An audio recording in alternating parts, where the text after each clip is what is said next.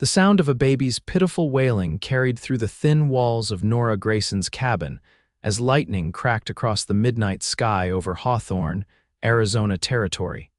1883. She pressed a trembling hand to her son's forehead, feeling the burning heat that had only worsened over the last 2 days, and fought back tears of desperation. "Hush now, Samuel," she whispered, though her 10-month-old baby continued to scream, his face flushed an alarming shade of crimson. "Mama's here, Mama's got you." The truth was, Nora didn't have him, not in the way that mattered. She didn't have medicine, she didn't have a doctor. She didn't have answers for why her perfect baby boy, who'd been giggling and crawling just days ago, now lay thrashing in his cradle, overtaken by fever that wouldn't break no matter how many cool cloths she placed on his forehead. She didn't have her husband either. Thomas had been dead for 3 months now, shot during a stagecoach robbery while traveling to Phoenix on business. At 23, Nora was alone with a sick baby in a remote cabin a mile outside of Hawthorne, a town barely worth its name on a map. Another crack of thunder shook the cabin, and Samuel's cries intensified. Nora lifted him from his cradle, cradling him against her chest as she paced the floor.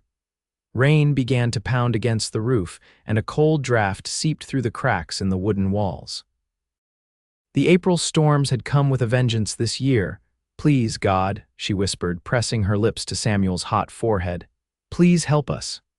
As if in answer, a pounding came at her door, not the thunder this time, but a human fist. Nora froze, clutching Samuel tighter. Who would be at her door in the middle of a storm, in the middle of the night? Thomas had kept a shotgun, but it was across the room, and she couldn't set Samuel down. The pounding came again, more urgent this time. "Hello," a man's voice called over the storm. "Is anyone there?" "My horse threw me and I'm caught in this downpour." Nora hesitated only a moment longer before crossing to the door. With Samuel balanced on one hip, she slid the bolt back and cracked the door open. A man stood on her porch, soaked to the bone, hat dripping water in rivulets. Lightning illuminated his face, a strong jawline, concerned eyes, and a day's worth of stubble. He wasn't particularly tall, but his shoulders were broad, his stance that of a man who spent his life in the saddle. "Madam," he said, removing his hat. "I apologize for disturbing you at this hour, but my horse spooked during the lightning and threw me about a quarter-mile back. I saw your light," and he stopped abruptly, his gaze landing on Samuel, whose cries had momentarily quieted to whimpers at the sight of the stranger. "Your baby," he said, his expression shifting. "Is he unwell?" Nora swallowed hard. "He's burning with fever, going on 2 days now. Nothing I do helps." Her voice broke on the last word. The man's face changed. "Let me in, madam. I might be able to help." Something in his tone, the quiet confidence perhaps, or the genuine concern, made Nora step back, opening the door wider. The stranger stepped inside, removing his dripping coat and hanging it on a peg by the door. "My name is Ethan Grant," he said, rolling up his sleeves. "I've worked as a ranch hand all over the territory, but I spent 2 years as a field medic during the Apache campaigns. May I?" He extended his arms toward Samuel. Nora hesitated, maternal instinct warring with desperate need for help. "Nora Grayson," she said finally, "and this is my son, Samuel." She carefully transferred her baby into the stranger's arms. Ethan held Samuel with surprising gentleness, one large hand immediately going to the child's forehead. "He's burning up," he murmured, concern etching deeper lines around his eyes. "How long has he been like this?" "Since yesterday morning. It started with just fussiness, but by evening he was hot to the touch. It's only gotten worse." Nora hovered close, unable to step away from her baby. Ethan moved to the table in the center of the one-room cabin. "Do you have fresh water and clean cloths?" "Yes, of course." Nora hurried to fetch a basin of water she'd drawn from the well earlier and a stack of clean rags she used for Samuel's baths. Ethan laid Samuel on the table and quickly but thoroughly examined him, checking his eyes, throat, and small limbs. The baby wailed at the intrusion, his cries cutting through Nora like a knife. "No rash that I can see," Ethan muttered, almost to himself. "Lungs sound clear. It could be several things, but we need to get this fever down before we worry about the cause." He soaked a cloth in the cool water and gently wrung it out. With practiced movements, he folded it and placed it on Samuel's forehead. The baby whimpered but didn't fight. "We'll need to keep doing this throughout the night," Ethan said, turning to Nora. Cooling his head, his wrists, the back of his neck. "Do you have any willow bark?" Nora shook her head. "No, I don't think so. Peppermint or elderberry? I have dried peppermint in the kitchen cabinet," she said. "For tea, that'll help. Make a weak tea with it, and we'll try to get him to take a few drops when it cools." Nora moved to the small kitchen area, hands shaking as she lit the stove and put a kettle on to boil. As she worked, she watched Ethan from the corner of her eye. He had moved Samuel to his lap and was now sitting in the rocking chair by the fire, continuously wetting and applying fresh cloths to the baby's forehead, speaking to him in a low, soothing voice. There was nothing threatening in his manner, nothing that raised her suspicions.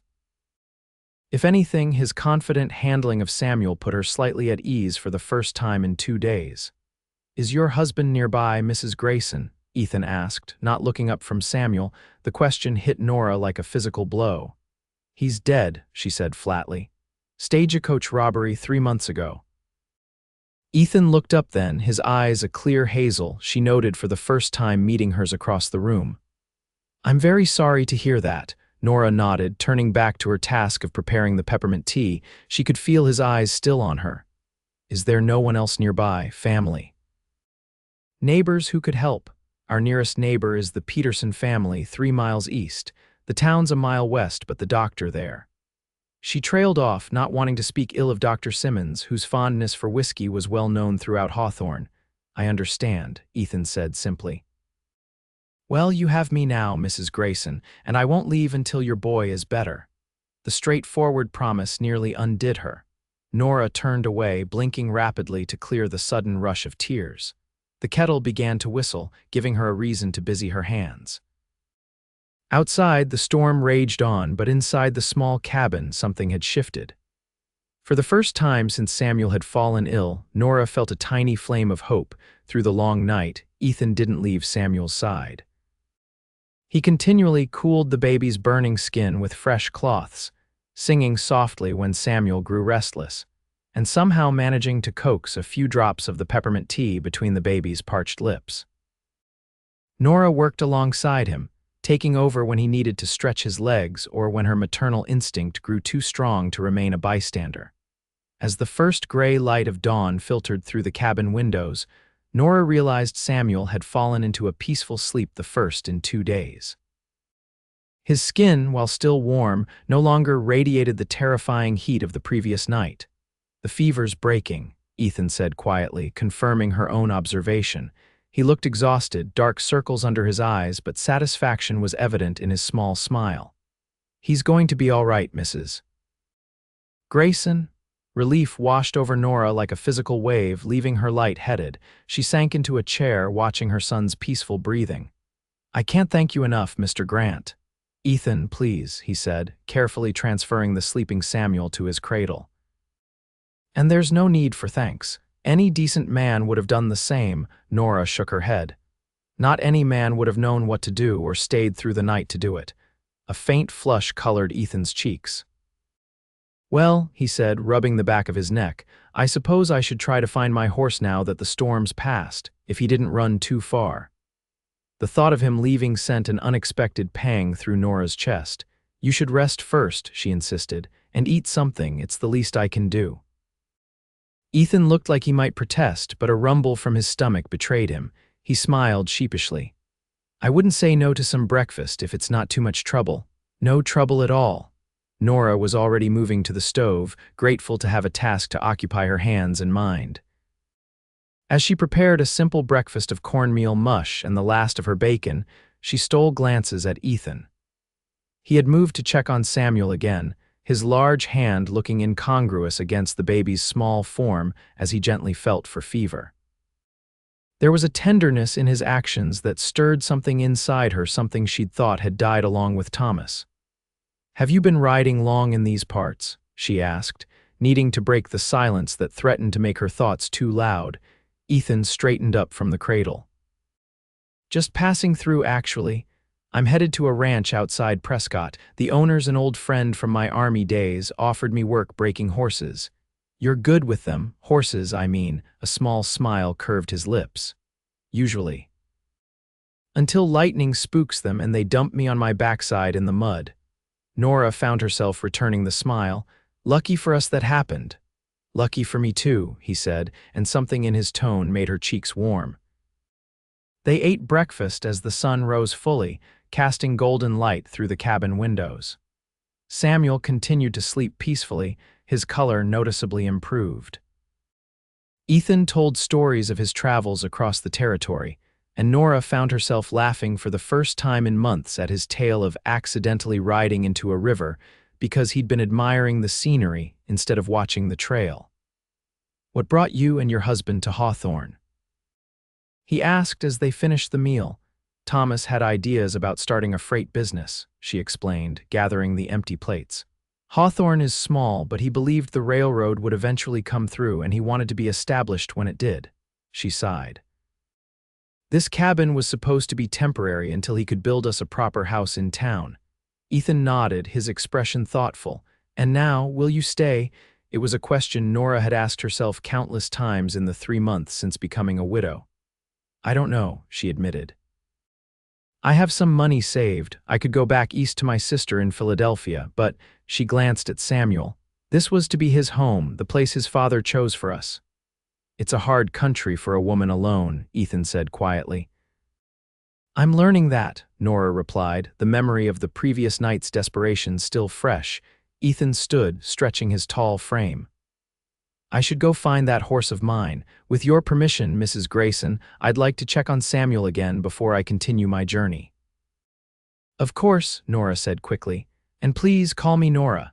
He smiled, a real smile that reached his eyes and transformed his face. Nora, then.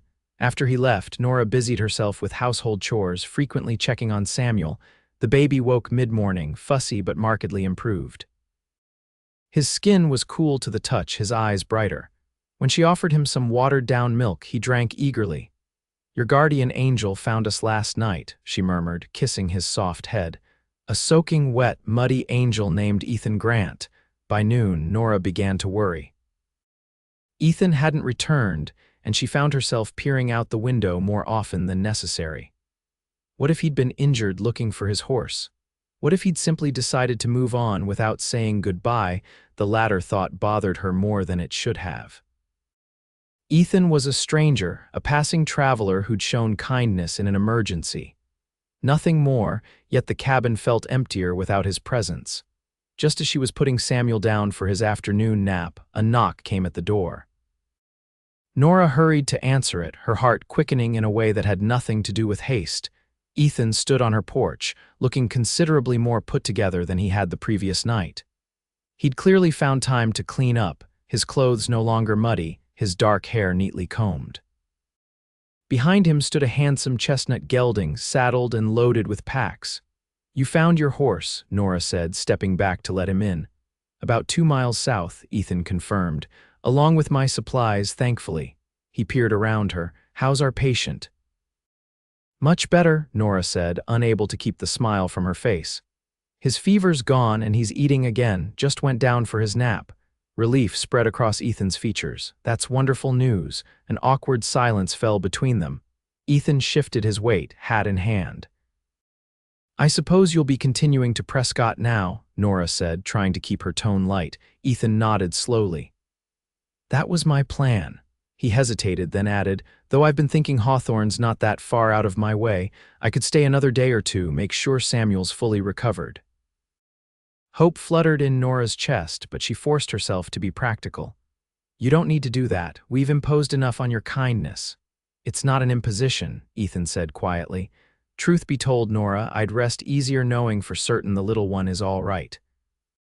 She studied his face, looking for signs of insincerity or ulterior motives. She found only genuine concern and something softer that made her pulse quicken. All right, she said finally. If you're sure, I am. His smile returned, warming his eyes. Though I should probably find proper lodging in town, it wouldn't be appropriate. There's the hayloft in the barn, Nora interrupted, then felt heat rise to her cheeks at her eagerness. It's clean and I have extra blankets if you don't mind rustic accommodations. Ethan's expression softened. I've slept on the ground more nights than I can count. A hayloft sounds like luxury. And so Ethan Grant, who had arrived as a stranger in a storm, became a guest. He insisted on making himself useful, chopping firewood that had fallen behind during Samuel's illness and fixing the loose shutter that had been banging in the wind for weeks. When Samuel woke from his nap, Ethan entertained him with silly faces that brought peals of laughter from the baby. That evening, they sat on the porch after Samuel was asleep, watching the sunset paint the Arizona sky in vivid oranges and purples. Ethan told her more about his years in the Army, serving at various forts across the territory. Is that where you learned about treating fevers and illnesses? Nora asked. Ethan shook his head. My mother was a midwife back in Missouri. I grew up watching her treat everything from fevers to broken bones. His expression grew distant. She had a gift for healing, said it was about paying attention to the small signs most people missed. She sounds like a remarkable woman. She was, he said simply. The past tense hung in the air. I'm sorry, Nora said softly. Ethan nodded his acknowledgement. It's been 5 years. Influenza took both my parents within a week of each other. That's why you knew what to do for Samuel, Nora realized. You've seen fevers before. Too many, he confirmed. But knowledge doesn't always mean you can save someone. Your boy was lucky it wasn't the deadly kind. They fell into comfortable silence as darkness crept across the land. Stars began to appear, brilliant pinpricks against the vast blackness. I've always loved the night sky out here, Ethan said. In the cities back east, you can't see half as many stars. Thomas used to say that God hung extra stars in the western sky to guide pioneers, Nora said, the memory bittersweet. Ethan glanced at her. You must miss him very much. I do, Nora admitted. Though sometimes I feel I'm mourning the future we planned more than the man himself. The confession slipped out before she could stop it, and she felt immediately disloyal. That sounds terrible. No, Ethan said gently. It sounds honest. Marriage is as much about shared dreams as it is about love. His understanding, free of judgment, loosened something tight in Nora's chest. We were only married 2 years. Sometimes I wonder if I ever really knew him at all. The night air had grown cool, and Nora shivered slightly. Without comment, Ethan removed his coat and draped it over her shoulders. The weight of it, still warm from his body, was comforting in a way she couldn't articulate. Thank you, she murmured, pulling it closer around her. You're welcome. His voice had dropped lower, intimate in the darkness. When Nora finally stood to go inside, reluctant to end the evening but aware that Samuel would wake at dawn, Ethan remained seated. I'll stay out a bit longer, he said. Enjoy those stars, she nodded, slipping his coat from her shoulders to return it. Their fingers brushed in the exchange, a brief contact that sent an unexpected jolt through her. Good night, Ethan. Good night, Nora. Inside, as she checked on Samuel one last time before climbing into her own bed, Nora found herself listening for Ethan's footsteps crossing to the barn. When she finally heard them, she closed her eyes, trying to ignore the strange mixture of comfort and longing that had taken root in her heart.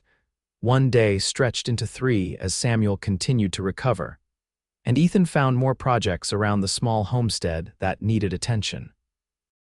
He repaired the chicken coop, cleared a fallen tree from the creek that supplied Nora's water, and even managed to catch a leak in the cabin roof before the next spring rain could damage her supplies. On the afternoon of the 3rd day, Nora found him examining the small garden plot behind the cabin, which had grown wild with weeds since Thomas's death. I haven't had the heart to tend it, she admitted, coming to stand beside him, or the time with Samuel. Ethan nodded, surveying the tangled mess. Good soil, though, and it's not too late to plant for summer harvest. He glanced at her. Would you like some help clearing it? The offer was tempting.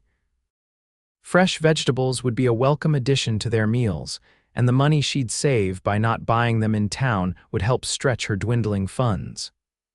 I wouldn't want to delay your journey further, she said, though part of her hoped he would insist. My friend in Prescott isn't expecting me until May. Ethan replied. I have time. And so they spent the afternoon clearing weeds, Ethan working the soil with a hoe while Nora sat nearby with Samuel on a blanket, pulling the smaller weeds she could reach without leaving the baby unattended. Have you always been a rancher? She asked as they worked. Ethan shook his head. My father was a blacksmith. I apprenticed with him until I was 18, then joined the army when the war between the states broke out. You fought in the war? Nora looked up, surprised. Ethan couldn't be older than 30, just the tail end of it, he said. Joined in '64 when I was barely old enough to sign my name, saw action at Nashville and in the Carolinas. He paused in his work, wiping sweat from his brow. After that, I couldn't settle back into smithing. Needed open spaces, I suppose, so you came west. So I came west, he echoed with a small smile. Worked cattle drives in Texas, tried my hand at mining in Colorado, scouted for the Army during the Apache campaigns, never stayed in one place too long. Sounds lonely, Nora observed. Ethan considered this, leaning on his hoe. I suppose it is, he corrected, but there's a kind of freedom in it too. Samuel chose that moment to start fussing, reaching his arms up toward Nora. She lifted him, and he immediately began patting her face with his small hands, a game he loved. He adores you, Ethan said, watching them with a soft expression. Smart boy. The compliment warmed Nora from the inside out. He's my whole world now, she said simply. A lucky world to have you at its center. Their eyes met and held for a long moment. Something unspoken passed between them, a current of understanding and attraction that had been building since that first storm-tossed night. Samuel broke the moment by reaching toward Ethan with a happy gurgle. Without hesitation, Ethan set aside his hoe and took the baby from Nora's arms. Well, hello there, young man, he said, lifting Samuel high above his head, eliciting delighted squeals. Are you supervising our gardening efforts? Watching them together, this strong, capable man so gentle with her child stirred emotions in Nora that she wasn't prepared to examine too closely. She busied herself with gathering the pulled weeds into a pile, trying to ignore the way her heart seemed determined to betray her common sense. That evening after supper, as they sat by the fire while a gentle rain tapped on the roof, Ethan cleared his throat. I should probably head out tomorrow, he said, not quite meeting Nora's eyes. Samuel's fully recovered, your garden's ready for planting, and he trailed off. And, Nora prompted, her chest tightening. Ethan looked up then, his expression conflicted. And if I stay much longer, I'm afraid I might not want to leave at all.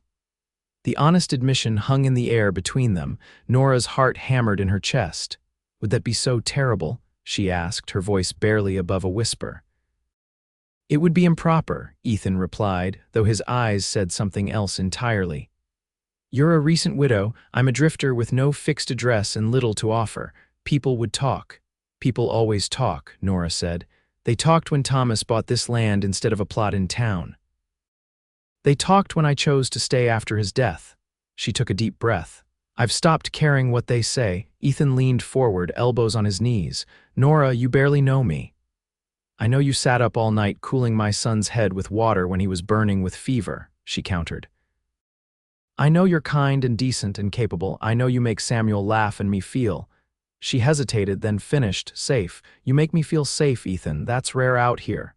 Something shifted in his expression, hope warring with restraint. I'm not asking for anything, he said carefully. Not promises or commitments, but I find myself, he searched for the right words, reluctant to ride away just yet. Relief flooded through Nora. Then don't, she said simply. Stay at least a little longer, help me plant that garden. A slow smile spread across Ethan's face. I'd like that very much. The next morning brought clear skies and a decision. Ethan would stay for 2 more weeks, helping Nora prepare and plant the garden. After that, he would continue to his friend's ranch in Prescott as planned, but he would return to check on them if Nora was amenable. She was more than amenable. The prospect of seeing him again, even after an absence, gave her something she hadn't had since Thomas's death, something to look forward to. As they worked side by side in the garden that day, planting neat rows of corn, beans, and potatoes, Nora felt a contentment she'd almost forgotten was possible. Samuel played nearby in a small enclosure Ethan had fashioned from spare lumber, occasionally babbling happily at the chickens that wandered close to investigate. "I've been thinking," Ethan said as he carefully covered a row of carrot seeds with soil. "That creek that runs behind your property, have you ever tried fishing it?" Nora shook her head. "Thomas wasn't much for fishing. He preferred hunting when we needed meat. It looked promising to me when I was clearing that fallen tree. If you'd like, I could try my luck there tomorrow." "Fresh fish would make a nice change from salt pork." "That sounds wonderful," Nora agreed. "I haven't had fresh fish since—" She stopped abruptly, a memory surfacing. "Since," Ethan prompted gently, "since before Samuel was born," she finished quietly. "Thomas took me on a picnic by the river. It was a beautiful day." The memory wasn't painful exactly, just distant, as though it had happened to someone else. Ethan nodded his understanding. "We don't have to know," Nora interrupted. "I'd like to make new memories, I mean." Their eyes met across the garden plot and Ethan's expression softened. "New memories it is, then." The following day dawned warm and bright. Ethan fashioned a fishing pole from a straight branch and some line from his saddlebag, and they walked the short distance to the creek. Samuel rode on Ethan's shoulders, his small hands buried in the man's dark hair for balance, squealing with delight at this new perspective on the world. The creek was cool and clear, running strong with spring snowmelt from the distant mountains. Ethan found a shady spot where the water pooled deeper, and they spread a blanket on the grassy bank.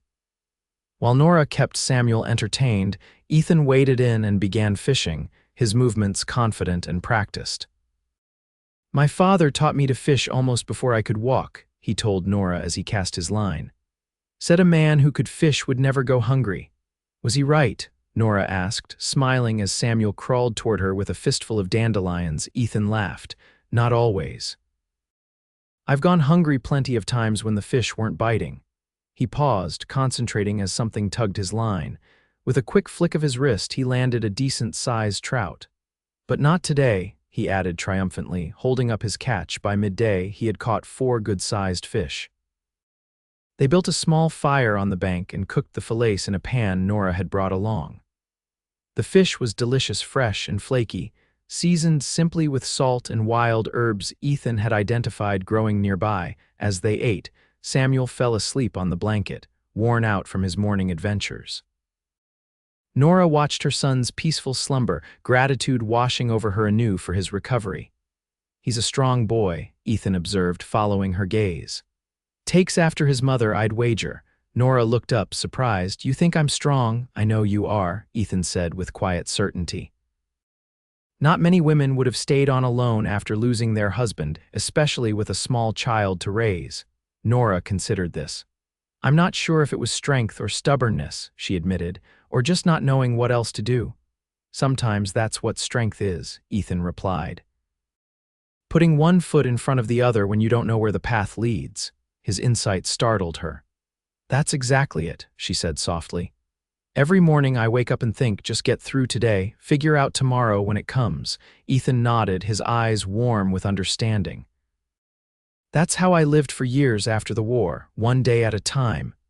"And now?" Nora asked, suddenly needing to know. Ethan's gaze held hers, steady and clear. "Now I'm starting to look further ahead than I have in a long time." The implications of his words hung in the air between them. Nora felt a flutter in her chest, not panic or grief, but something lighter, more hopeful. "I'm glad," she said finally. Ethan smiled and reached across the blanket, his hand coming to rest beside hers, not quite touching but close enough that she could feel the warmth of his skin. Slowly, deliberately, Nora closed the small distance, letting her fingers brush against his. The touch was simple, just the sides of their hands meeting on a sun-warmed blanket, but it felt momentous, a crossing of some invisible boundary that had stood between them. They stayed that way, hands barely touching, watching the creek flow by and listening to Samuel's soft breathing, until the sun began to dip toward the western horizon. Neither spoke, as though words might break the fragile new understanding between them. It was the beginning of something, Nora realized, something unexpected and precious. The 2 weeks that followed were filled with quiet moments that, strung together, began to form a new pattern in Nora's life. Mornings working in the garden or tending to the chickens. Afternoons spent with Ethan teaching her practical skills. Thomas had never bothered with how to mend a fence, repair a leaky roof, even basic tracking in case Samuel ever wandered off when he was older. In the evenings, after Samuel was asleep, they would sit on the porch or by the fire, talking about everything and nothing. Ethan told stories of his travels across the West, sleeping under the stars on cattle drives, navigating mountain passes in blinding snow, encounters with various characters from Arizona to Wyoming. Nora shared memories of her childhood in Philadelphia, her sister's letters describing the growing city, and her own conflicted feelings about possibly returning east versus staying in Arizona. "Do you miss city life?" Ethan asked one evening as they sat on the porch swing he had repaired, the first stars appearing in the darkening sky. Nora considered the question. "Sometimes," she admitted. "The conveniences, certainly. Running water, shops within walking distance, neighbors close enough to call if you need help."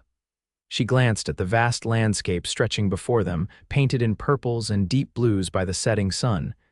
"But I've grown to love the openness of it here. The sky seems endless." "It does at that," Ethan agreed, his shoulder warm against hers on the narrow swing. "Though I imagine it gets lonely."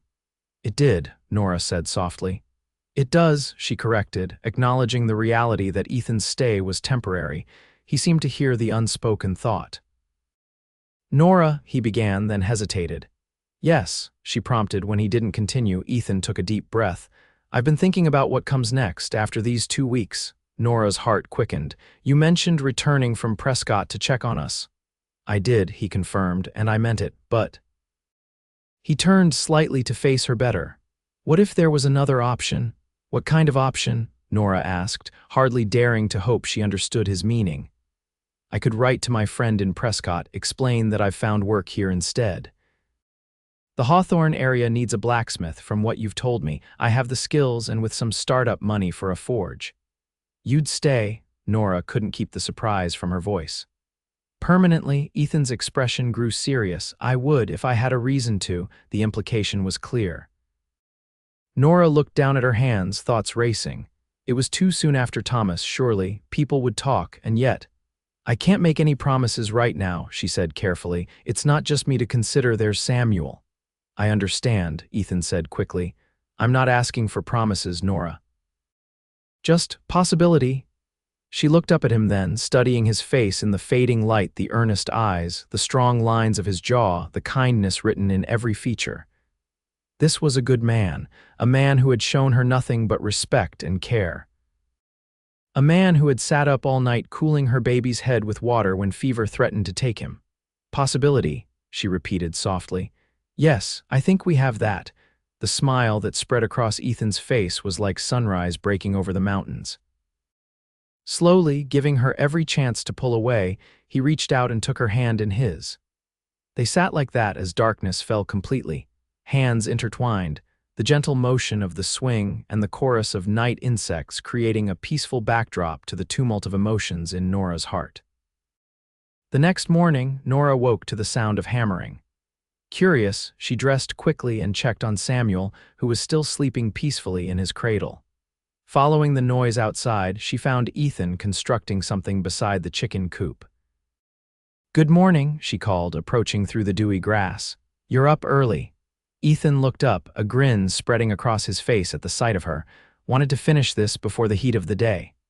He gestured to his project, a small but sturdy enclosure with a sloped roof. "Thought Samuel might like some playmates." "Playmates," Nora echoed, confused. As if in answer, a soft, bleating sound came from inside the barn. Ethan set down his hammer and disappeared inside, returning moments later with 2 small kids' baby goats with spotted coats and bright, curious eyes. "I rode into town at first light and bought them from the Jensen farm," Ethan explained as the kids pranced around his feet. "Figured they'd provide milk eventually, but for now they'll be good company for Samuel." "Kids and kids," he added with a wink. The thoughtful gesture touched Nora deeply. That's so kind of you, Ethan, he shrugged, looking almost bashful, seemed practical, and fun. Before she could respond, a cry from the cabin announced Samuel's awakening. Nora hurried to fetch him, returning minutes later with the baby on her hip. Samuel's eyes widened at the sight of the goat kids. He let out a squeal of excitement, wiggling in Nora's arms to get closer. Careful now, Ethan said, taking Samuel from her and kneeling so the baby could see the kids at eye level. They're just little ones like you. Under Ethan's watchful supervision, Samuel reached out a tentative hand toward the nearest kid. The goat sniffed his fingers, then gave them a gentle lick that made Samuel giggle with delight. I think they'll be fast friends, Ethan predicted, smiling at Nora over Samuel's head. Watching them, this man she was growing to care for so deeply, and her son, surrounded by the life they were building together, Nora felt a certainty settle in her heart. This was right. This was what she wanted. The days continued to pass too quickly. Ethan's 2 weeks were nearly up, but neither of them had mentioned his departure again after their conversation on the porch. Instead, they fell into a comfortable rhythm together, working side by side during the day and talking late into the evenings. One night, with Samuel fast asleep and a gentle rain pattering on the roof, Ethan told Nora more about his time in the war stories he said he'd never shared with anyone else. I was so young, he said quietly, staring into the low fire in the hearth. We all were. Boys playing at being men until suddenly we weren't playing anymore. Nora listened, her heart aching for the youth he'd lost on those battlefields. There was this one boy in my company, couldn't have been more than 16, though he swore he was 18. Bobby Miller. Had freckles all over his face and the most optimistic spirit you ever saw. Ethan's voice grew distant with memory. Nothing got him down, not the marching, not the bad food, not even the gunfire at first. He paused, swallowing hard. We were pinned down outside Nashville. Bobby was next to me in the trenches, still making jokes, saying we'd be home by Christmas. Then the artillery started. His hands tightened on the arms of his chair. 1 minute he was there, the next. Nora moved without thinking, crossing to kneel beside Ethan's chair. She took his hand in hers, feeling the slight tremble in his strong fingers. You don't have to tell me more, she said gently. Ethan shook his head. I want to, need to maybe. He looked down at their joined hands. After Bobby died, something in me changed. I started taking more risks, volunteering for the dangerous missions. Some of the men thought I was brave. A bitter smile touched his lips. I just didn't much care if I made it through anymore. But you did make it, Nora reminded him, squeezing his hand. You survived. My body did, Ethan agreed. The rest of me took longer. He met her eyes, his gaze intense. That's why I kept moving after the war, never stayed anywhere long enough to care, caring hurt too much. The vulnerability in his admission touched Nora deeply. And now, she asked softly. Ethan's free hand came up to gently brush a strand of hair from her face. Now I'm remembering what it's like to care, he said, his voice husky. To want a future, and it terrifies me, Nora. Me too, she whispered, leaning slightly into his touch, but maybe that's how we know it matters. They stayed like that for a long moment, his hand cradling her cheek, eyes locked in silent communication of fears and hopes too new to fully voice. Then, with exquisite slowness, Ethan leaned down as Nora tilted her face up. Their lips met in a kiss so gentle it was barely more than a whisper, a question asked and answered in the same breath. When they parted, Nora saw her own wonder reflected in Ethan's eyes. I should go, he said reluctantly, though he made no move to rise. It's late. Yes, Nora agreed, equally reluctant to break the spell of the moment. Eventually, Ethan stood, helping Nora to her feet as well. At the door he paused, his hand still holding hers. Nora, he began, his expression serious. I meant what I said about staying. About finding work here, building a life. He took a deep breath. I know it's soon and I know you need time, but I want you to know my intentions are honorable. I care for you, for both of you, more than I thought possible. Nora's heart swelled with emotion. I believe you, she said simply. And Ethan, I care for you too. The smile that lit his face made him look younger, unburdened by the memories he'd shared. He raised her hand to his lips and pressed a kiss to her knuckles. Sleep well, he murmured. You too, she replied, watching as he crossed the yard to the barn, his figure silhouetted against the night sky. Inside, Nora leaned against the closed door, her lips still tingling from their kiss. For the first time since Thomas's death, perhaps even before that, she felt truly hopeful about the future. The following Sunday, Nora decided it was time to attend church services in town. She hadn't been since before Samuel's illness, and while she wasn't particularly religious, the social aspect of church was important in a small community like Hawthorne. "Would you like to join us?" she asked Ethan as she prepared breakfast. Ethan looked up from where he was entertaining Samuel. "Are you sure? People might talk." "They already are, I'm sure," Nora said pragmatically. "Mrs. Peterson stopped by while you were checking fence lines yesterday. She had plenty of questions about the gentleman staying in my barn." Ethan winced. "What did you tell her?" "The truth. That you helped when Samuel was sick and have been kind enough to assist with some repairs before continuing your journey." Nora smiled reassuringly. She seemed satisfied, though I suspect she'll be watching us closely in church. "All the more reason for me to behave like a perfect gentleman," Ethan said, rising to help Nora set the table. "I'd be honored to accompany you and Samuel to services." They took the small wagon into town, Samuel seated between them on the bench. Hawthorne was a modest settlement, one main street lined with essential businesses, a few side streets of residences, and the white clapboard church with its small steeple dominating the north end of town.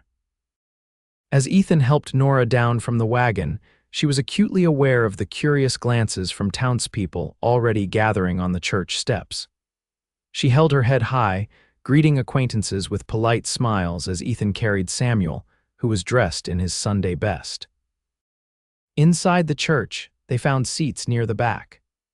The familiar ritual of the service was comforting to Nora, who found herself singing the hymns with more conviction than usual, gratitude for Samuel's recovery and for Ethan's presence filling her heart. When the service ended, Nora braced herself for the inevitable scrutiny. Sure enough, several women approached, their expressions ranging from friendly curiosity to barely concealed disapproval. "Mrs. Grayson, how lovely to see you back in church," said Mrs. Abernathy, the banker's wife and self-appointed social arbiter of Hawthorne. Her eyes flickered to Ethan. "And with company, I see." "Yes," Nora replied calmly. "Mrs. Abernathy, may I present Mr. Ethan Grant?" "Ethan, Mrs. Elizabeth Abernathy." Ethan tipped his hat respectfully. "Madam." "Pleasure to meet you." "Mr. Grant came to our aid when Samuel was dangerously ill with fever," Nora explained. "He's been kind enough to help with some repairs around our place before continuing to Prescott."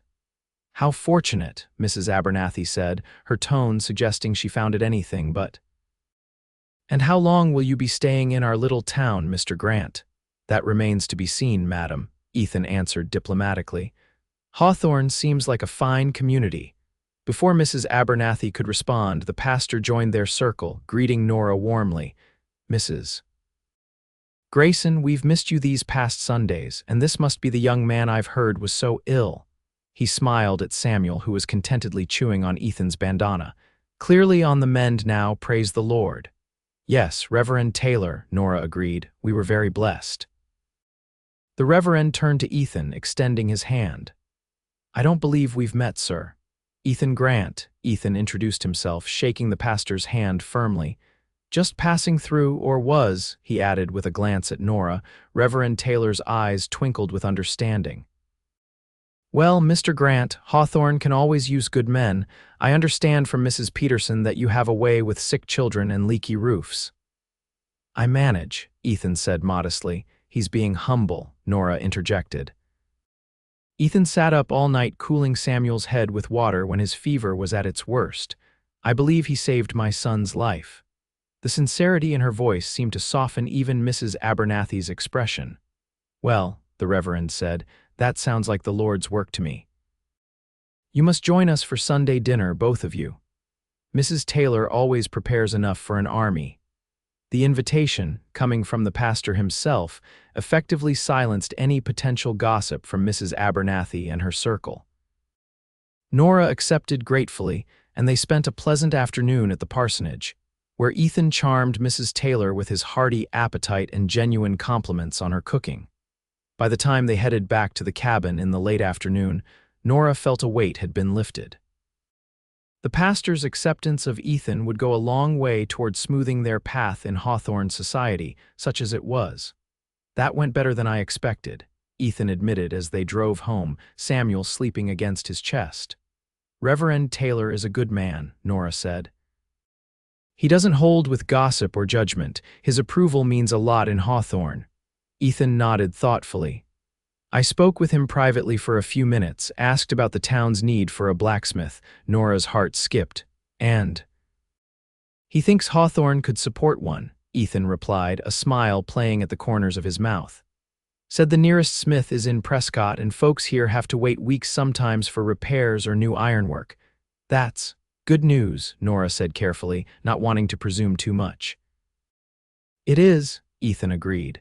He also mentioned a vacant building at the edge of town that might serve as a shop, owners willing to sell for a reasonable price.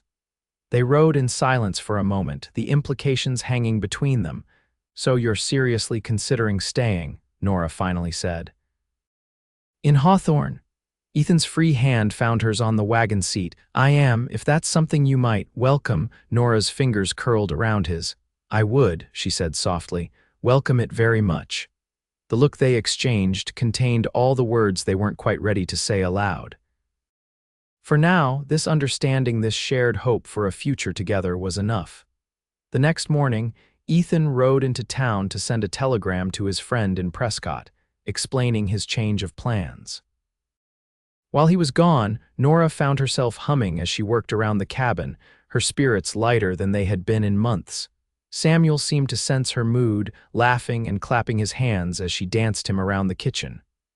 "What do you think of Ethan, my love?" she asked her son, who responded with a happy gurgle. "I think he's pretty wonderful too," she confided, kissing Samuel's chubby cheek.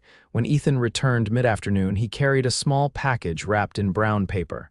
"A gift," he said somewhat shyly, handing it to Nora. "For you." Curious, Nora unwrapped the package to find a beautiful hair comb made of polished tortoiseshell. "Oh, Ethan," she breathed, running her fingers over the delicate design. "It's lovely." "I saw it in the general store window," he explained. "Made me think of you." The gesture was so unexpected, so thoughtful, that Nora found herself blinking back tears.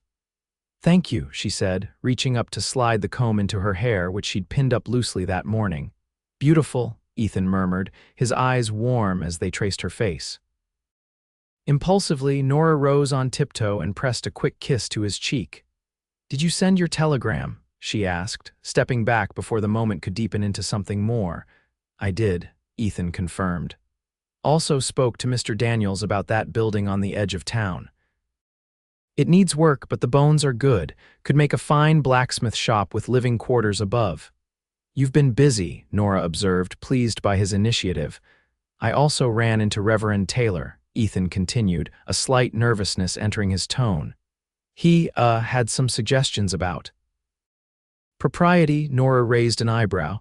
"Propriety, if I'm to stay in Hawthorne," Ethan explained, "and if we're to continue getting to know each other, he thought it might be better if I found lodging in town rather than staying in your barn."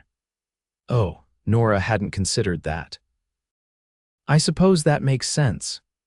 He offered me a room at the parsonage until I can get the shop building habitable," Ethan added. "I told him I'd discuss it with you." Nora felt conflicted. Having Ethan nearby had become a comfort, but she understood the pastor's concern for her reputation. "It's probably wise," she admitted reluctantly, "though I'll miss having you close by. I'll still come out every day to help with chores," Ethan promised, "and we can continue our courtship properly." He said the last word carefully, watching for her reaction. "Courtship," Nora repeated, testing the word. "Is that what we're doing?" Ethan took a step closer, his expression serious. "I'd like it to be, if you would." The directness of his statement, the honest hope in his eyes, made Nora's heart swell. "Yes," she said simply. "I would like that very much." The smile that broke across Ethan's face was radiant. He took her hands in his, raising them to his lips one at a time. "Then it's settled. I'll move my things to the parsonage tomorrow and begin courting you properly, Nora Grayson." That evening, as they sat on the porch watching the sunset, a comfortable silence fell between them. Samuel had gone to bed early, worn out from an afternoon of crawling after the goat kids, who had quickly become his favorite entertainment. "I've been thinking," Ethan said eventually. "About what happens next." "And what does happen next?" Nora asked, enjoying the peacefulness of the moment. "Well, I'll establish my blacksmith shop in town, build up a clientele, save some money." He paused, then added more quietly, "Court you for as long as you need, and when the time is right." He let the sentence hang unfinished, but his meaning was clear. Nora's heart quickened at the implication. "You've got it all planned out, haven't you?" Ethan chuckled. "Not exactly. Life has a way of changing plans, but it's good to have a direction." "It is," Nora agreed, thinking of how adrift she'd felt after Thomas's death. "I haven't had much direction lately." "What about now?" Ethan asked, his voice gentle. "Do you have a direction in mind?" Nora turned to look at him, studying the face that had become so dear to her in such a short time. "I'm beginning to," she admitted. "It's still taking shape, but I like where it seems to be heading." Ethan's hand found hers in the gathering darkness. "Me too," he said softly. In that moment, with the first stars appearing above them and the chorus of night insects rising around them, Nora felt a sense of rightness settle deep in her soul. This wasn't the future she'd planned, but perhaps it was the one she was meant to find. The next few months passed in a blur of activity and growing affection. True to his word, Ethan moved to the parsonage but visited the cabin daily, continuing to help with chores and spending time with Nora and Samuel. Their courtship proceeded under the approving eye of Reverend Taylor, who seemed pleased to have played a small role in bringing them together. Ethan's blacksmith shop took shape rapidly. He worked tirelessly, repairing the building, constructing a forge, and gathering the tools of his trade. By August, he was open for business, and word spread quickly about the new smith's skill and fair pricing. Nora's garden flourished under their joint care, providing fresh vegetables through the summer months. The goat kids grew into young nannies, and Nora learned to milk them, adding fresh cheese to their diet. Samuel thrived, taking his first steps in late July, toddling determinedly from Nora to Ethan as they cheered him on. Each Sunday, they attended church together, gradually becoming accepted as a couple by Hawthorne society. Even Mrs. Abernathy thawed eventually, especially after Ethan repaired her husband's pocket watch, a family heirloom the banker had thought ruined forever. One crisp October evening, Ethan arrived at the cabin with his wagon rather than on horseback, a picnic basket tucked under his arm. "I thought we might take a ride," he suggested. "The sunset promises to be spectacular, and I know a perfect spot to watch it." Nora glanced at Samuel, who was happily playing with wooden blocks Ethan had carved for him. "What about the little one?" "Mrs. Peterson said she'd be happy to watch him for a few hours," Ethan replied. "If that's all right with you." The arrangement surprised Nora but pleased her as well. She hadn't had time alone with Ethan, truly alone, since their courtship began. "That would be lovely," she agreed, after dropping Samuel at the Peterson farm, where he immediately became engrossed with their collection of barnyard cats. Ethan drove them to a rise overlooking the valley. The spot afforded a sweeping view of Hawthorne, the surrounding ranches, and the distant mountains, their peaks already dusted with early snow. Ethan spread a blanket on a flat boulder and helped Nora up beside him. From the picnic basket, he produced bread, cheese, dried fruit, and a bottle of wine, luxuries Nora rarely indulged in. "This is wonderful," she said, watching as he poured the wine into 2 tin cups, the finest glassware available to them. "What's the occasion? Does there need to be one?" Ethan asked with a smile, though something in his manner suggested there was indeed a reason for the special outing.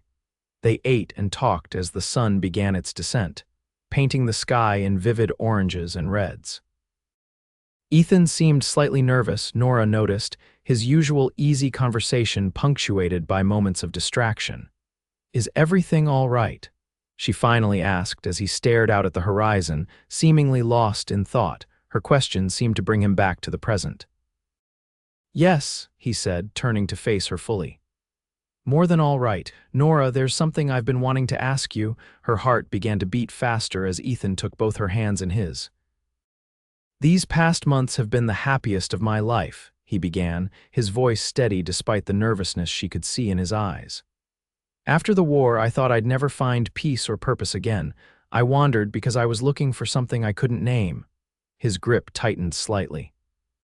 Now I know what it was. It was you, Nora, you and Samuel. A family, a home. Tears pricked at Nora's eyes as Ethan reached into his pocket and withdrew a small box. I'm not a wealthy man, he continued, opening the box to reveal a simple gold band set with a small pearl. But everything I have and everything I am is yours if you'll have me. He took a deep breath. Nora Grayson, will you marry me? Joy welled up inside her, so intense it was almost painful. Yes, she whispered, then louder. Yes, Ethan, I will marry you. With trembling fingers, Ethan slid the ring onto her finger.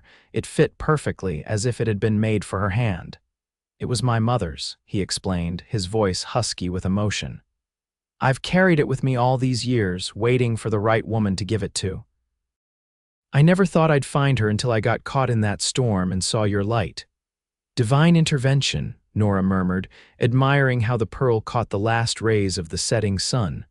I believe it was, Ethan agreed. Someone was looking out for all three of us that night.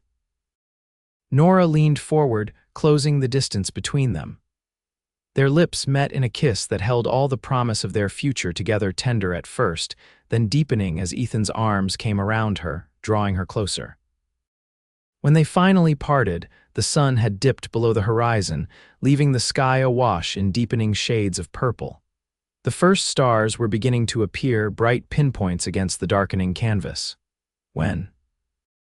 Nora asked simply, her head resting against Ethan's shoulder as they watched night claim the land. As soon as you'd like, Ethan replied. I've spoken to Reverend Taylor already. He's ready whenever we are. Nora smiled at his preparedness. You were that confident I'd say yes.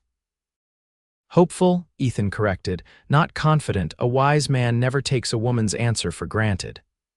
A wise man indeed, Nora agreed, snuggling closer as the evening air grew cooler. I think before winter sets in would be nice. November, perhaps. November it is, Ethan said, pressing a kiss to the top of her head. That gives us a month to prepare.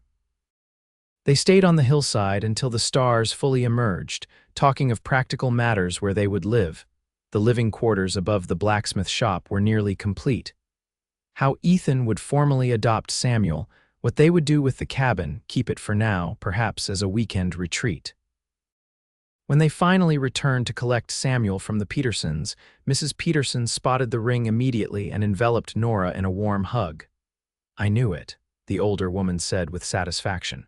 From the moment I saw how that man looked at you and your boy, it's as it should be. On the drive back to the cabin, Samuel slept between them, worn out from his adventures with the Peterson children. Nora looked down at her son, then across at the man who would soon be his father in every way that mattered. Thank you, she said softly. For what? Ethan asked, glancing away from the road to meet her eyes, for getting thrown from your horse in that storm, for knowing what to do when Samuel was burning with fever, for staying. Ethan's smile was visible even in the darkness. Thank you for opening your door that night. For giving me a reason to stop wandering. The simple exchange held all the gratitude and love. They felt a circle of thankfulness that encompassed their past, present, and future together. They were married on November 12, 1883, in the Hawthorne Church. The entire town turned out for the occasion, the small building filled to capacity as Reverend Taylor joined Ethan and Nora in matrimony. Samuel, now walking confidently, served as ring-bearer, carefully carrying a small pillow with Ethan's ring to the altar, much to the delight of the congregation. Nora wore a dress of deep blue silk, not white, as she was a widow, but beautiful nonetheless. Her hair was styled simply, adorned with the tortoiseshell comb Ethan had given her months before. Ethan wore a new suit, looking handsome and slightly uncomfortable in the formal attire. I now pronounce you husband and wife, Reverend Taylor declared as the autumn sun streamed through the church's stained glass windows. You may kiss your bride. Ethan's kiss was gentle but firm, a promise sealed before God and community, when they turned to face the congregation as Mr. and Mrs. Ethan Grant. Nora felt a completeness she had never known before. The celebration continued at the town hall, where tables groaned under the weight of food contributed by nearly every household in Hawthorne. There was dancing, laughter, and more goodwill than Nora had experienced since arriving in the territory.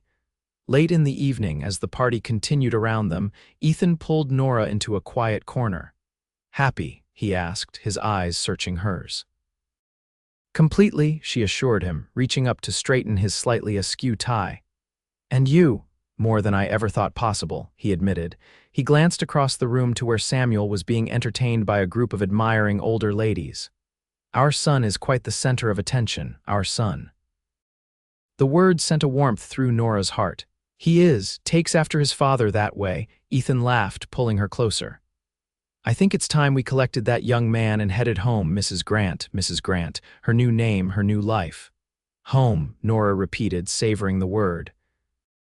"Yes, let's go home." Their home above the blacksmith shop was modest but comfortable, 2 bedrooms, a living area with a small kitchen, and windows that looked out over Hawthorne's Main Street.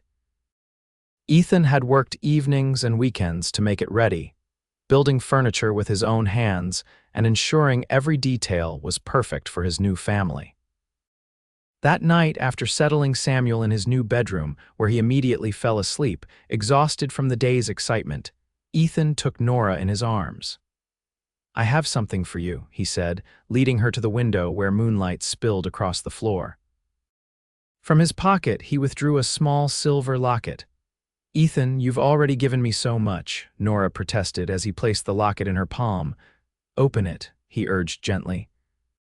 Inside were 2 tiny portraits, one of Samuel, laughing as only a baby can, and one of Ethan, his expression serious but eyes warm. "How did you?"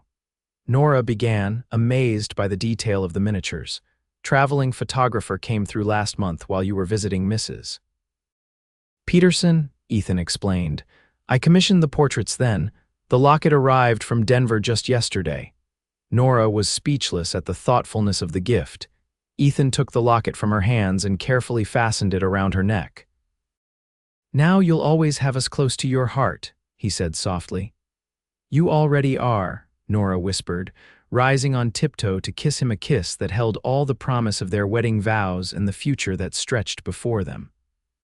Winter came early that year, blanketing Hawthorne in snow by late November. The blacksmith shop thrived as ranchers brought in equipment needing repair before the worst of the season hit. Ethan worked long hours, his forge keeping the shop and their living quarters above warm even on the coldest days. Nora established a routine in their new life, caring for Samuel, keeping their home, occasionally helping in the shop when Ethan needed an extra pair of hands. In the evenings, they would sit by the fire, Ethan often reading aloud from one of the books they'd ordered from Denver, Samuel playing at their feet. It was during one such evening in early February that Nora decided to share her suspicion with Ethan. "I think," she said carefully as he paused in his reading, "we might need to consider a larger home come summer." Ethan looked up, confused. "The shop is doing well, but I'm not sure we can afford." "It's not about affording it," Nora interrupted gently. "It's about needing the space." Understanding dawned slowly in Ethan's eyes. "Nora, are you?" She nodded, her hand going instinctively to her still flat abdomen. "I believe so, the signs are all there." The book fell forgotten to the floor as Ethan crossed the room in 2 strides, gathering Nora into his arms. "A baby," he breathed, wonder in his voice. Our baby," Nora confirmed, laughing as he lifted her off her feet in an exuberant embrace. "Samuel will be a big brother," Ethan said, setting her down gently and glancing at their son, who was watching them with curious eyes. "What do you think of that, young man? A little brother or sister to play with?" Samuel, who had recently begun forming words, responded with an enthusiastic "baby," though Nora suspected he had little understanding of what that meant. That night, as they lay in bed with Ethan's hand protectively covering her stomach, Nora reflected on the journey that had brought them to this moment. From the desperate night when Samuel burned with fever to this quiet joy of new life growing within her, it seemed both a lifetime and a heartbeat. "What are you thinking?" Ethan asked, noticing her contemplative expression. "About how differently things might have turned out," Nora replied honestly. "If your horse hadn't spooked in that storm, if I hadn't opened my door to a stranger." "I believe some things are meant to be," Ethan said, his voice low and certain in the darkness. "Not that we don't have choices we do, but that sometimes the right choices align in ways that seem like fate." "Fate," Nora mused, "or providence." "Whatever you call it," Ethan continued, pulling her closer, "I'm grateful for it, for you, for our family." "As am I," Nora whispered, nestling into his embrace, "more than I can say." Their daughter, Emily Rose Grant, was born on a warm August evening in 1884 with Mrs. Peterson serving as midwife and Ethan pacing anxiously outside the bedroom door. When finally allowed in to see his wife and newborn child, Ethan's face reflected such awe and tenderness that Nora felt her heart might burst with love. "She's perfect," he whispered, carefully taking the tiny bundle from Nora's arms. "Absolutely perfect." Samuel, now nearly 18 months old and walking confidently, was brought in by Reverend Taylor to meet his sister. He approached the bed cautiously, eyes wide at the small creature in his father's arms. "Baby," he said solemnly, reaching out a gentle finger to touch Emily's cheek. "That's right," Ethan confirmed, kneeling so Samuel could see better. "This is your sister, Emily. Can you say Emily?" "Me," Samuel attempted, bringing a tired smile to Nora's face. "Close enough," she murmured. As she watched her family, the family that had come together through chance, choice, and perhaps a touch of divine intervention, Nora felt a sense of completion that transcended mere happiness. This was where she belonged. These were the people she was meant to love. Ethan looked up, catching her gaze. The understanding that passed between them needed no words, just a shared acknowledgement of how far they had come and the journey still ahead. Outside the window, the Arizona sun was setting, painting the sky in the same brilliant hues that had colored the evening of Ethan's proposal. A new day would dawn tomorrow, the first full day of Emily's life, another day in their shared story. It was a story that had begun with fear and fever, with a stranger's kindness and a mother's desperation. Now it continued with love and hope, with family bonds forged in both blood and choice. And as night fell over Hawthorne, in the room above the blacksmith shop, where a family of 4 now dwelled, Nora knew with absolute certainty that this love, this life was the greatest blessing she could ever have hoped for. 5 years later, on a bright spring morning, Nora stood in the doorway of their new home, a proper house on the outskirts of Hawthorne, built by Ethan with help from friends and neighbors. The blacksmith shop continued to thrive in town, but they had needed more space as their family grew. Samuel, now 6 and tall for his age, was helping his father construct a swing in the large oak tree in their front yard. Emily, a spirited 4-year-old with her mother's features and her father's determination, was supervising from a nearby rock. And in Nora's arms, 2-month-old James Thomas Grant slept peacefully, unaware of the bustling activity around him. As she watched her husband and older children, Nora's hand went to the locket she still wore every day, the one containing the portraits of Samuel and Ethan. Though faded now, the images remained a tangible reminder of their beginnings. So much had changed since that stormy night when Ethan had appeared on her doorstep. Hawthorne had grown, the railroad finally arriving as Thomas had predicted. Ethan's blacksmith business had expanded to include a partner, a young man he'd taken on as an apprentice 3 years earlier. Nora herself had started a small side business selling goat cheese and soap at the general store. But the most significant changes were the intangible ones, the deep roots they had planted in this community, the bonds of family they had forged, the love that had grown from that first spark of connection into a steady flame that warmed their lives. "Mama, look." Emily called, drawing Nora's attention back to the present. Papa and Sam finished the swing. Sure enough, Ethan was testing the ropes, giving the wooden seat a few experimental pushes to ensure its stability. Satisfied, he lifted Emily onto it, her delighted squeals filling the air as he pushed her gently. "Higher, Papa, higher," she demanded, fearless as always. "Not too high," Nora cautioned, though she knew Ethan would never let their daughter come to harm. Samuel, watching his sister's enjoyment, turned to his mother. "Can I push her, Mama? Papa showed me how to do it safely." "Of course you can," Nora agreed, pleased by his responsibility. As Samuel took over pushing duties, Ethan crossed the yard to join Nora on the porch, automatically reaching for baby James. Nora transferred their youngest to his father's capable arms. "All secure," Ethan reported, nodding toward the swing. "Should last until these three have children of their own wanting to play on it." "Grandchildren," Nora mused, leaning against her husband's side as they watched their older children. "Hard to imagine, isn't it?" "Not so hard," Ethan replied, smiling down at the infant in his arms. "Time has a way of moving faster than we expect." He pressed a kiss to Nora's temple. Happy, it was a question he still asked occasionally, as though needing reassurance that the life they had built together was truly what she wanted. "Completely," Nora answered, as she always did. "You?"